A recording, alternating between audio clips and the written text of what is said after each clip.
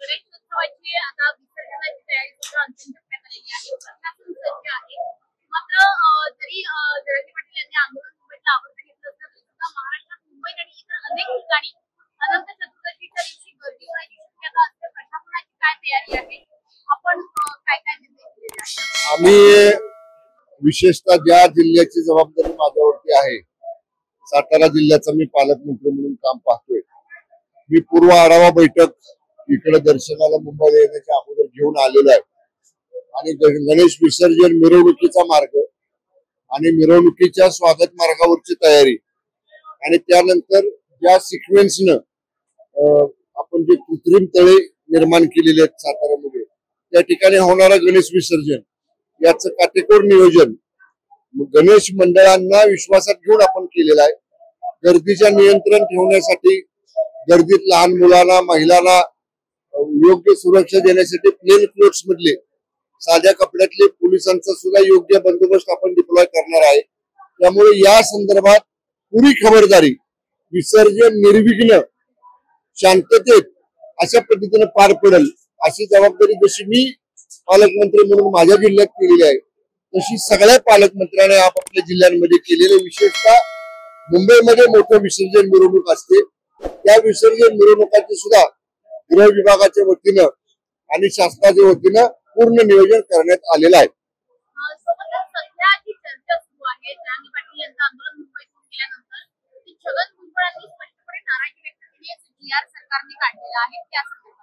संजय राऊत त्याच्यावर म्हणतात की असं असेल तर भुजबळांनी आधी राजीनामा द्यायला हवा, मंत्रिमंडळातून बाहेर पडायला. संजय राऊतांना असं काही भडक वक्तव्य करण्याशिवाय दुसरं काही जमत नाही. माननीय भुजबळ साहेबांचं कालच्या मराठा आरक्षणासंदर्भामधलं जर काही मत असेल तर बघा, अगोदरच माननीय फडणवीस साहेबांनी, माननीय शिंदे साहेबांनी स्पष्ट केलेलं आहे की आम्ही माननीय भुजबळ साहेबांची दोघं मिळून चर्चा करू आणि त्यांच्या मनात जर काही शंका असतील तर त्या शंकांचं निरसन करू आम्ही दोघे जण मिळून. त्यामुळे माननीय मुख्यमंत्री महोदय आणि दोन्ही उपमुख्यमंत्री महोदय हे भुजबळ साहेबांची या बाबतीत चर्चा निश्चितपणाने करतील. काय वेगळं कारण असू शकतं ना, का भुजबळ साहेब नव्हते मलाही माहित नाही. त्यामुळे माझी त्यांची भेट पण झालेली नाही. भुजबळ साहेबांची भेट झाल्यानंतर त्यांच्याशी बोलून मग कदाचित आम्ही सांगू तुम्हाला.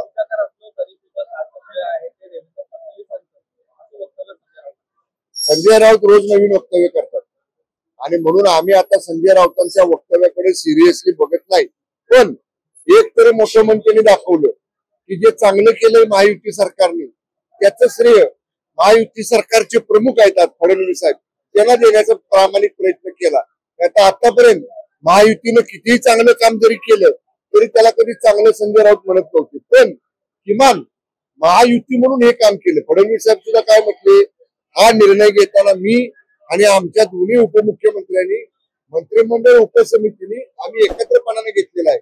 म्हणजे जरी संजय राऊत म्हणत असले की माननीय फडणवीस साहेबांना ते श्रेय देत आहेत, फडणवीस साहेबांनीच हे स्पष्ट केले, आम्ही सगळ्यांनी मिळून हा कलेक्टिव्ह डिसिजन घेतलेला आहे, आम्ही संयुक्त निर्णय घेतलेला आहे.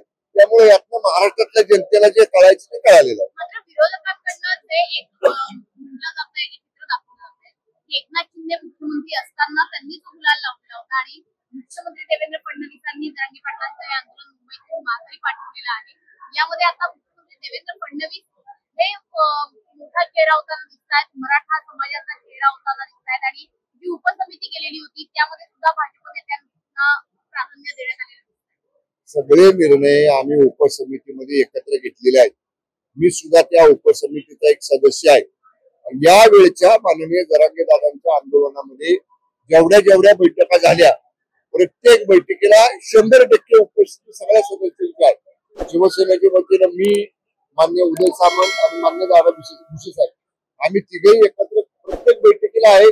प्रत्येक बैठकीमध्ये आम्ही सहभाग घेतला आणि बैठकीतला प्रत्येक निर्णय अंतिम करण्यापूर्वी मान्य शिंदे साहेब, मान्य फडणवीस साहेब, मान्य अजितदादा या तिघांची चर्चा करून त्यांच्याशी बोलल्याशिवाय समितीतला कुठलाही निर्णय अंतिम झालेला नाही.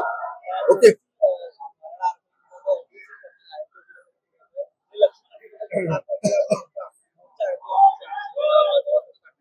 एका ओळीमध्ये जर सांगायचं झालं तर काल मराठा आरक्षणाच्या संदर्भातला हैदराबाद गॅजेटेर बाबतीतला जो निर्णय झाला त्या निर्णयामध्ये इतर कुठल्याही समाजाच्या आज असणाऱ्या आरक्षणाच्या अस्तित्वाला धोका पोहोचत नाही ही सरकारचा आणि त्या मंत्रिमंडळ आरक्षण उपसमितीचा सदस्य म्हणून मी जबाबदारीने सांगतोय इतर कोणाच्याही ताटातलं काढून दुसऱ्या कोणाच्या ताटात वाढण्याचं सरकारचं बिलकुल कारण नाही सरकार तसं बिलकुल करणार नाही ओके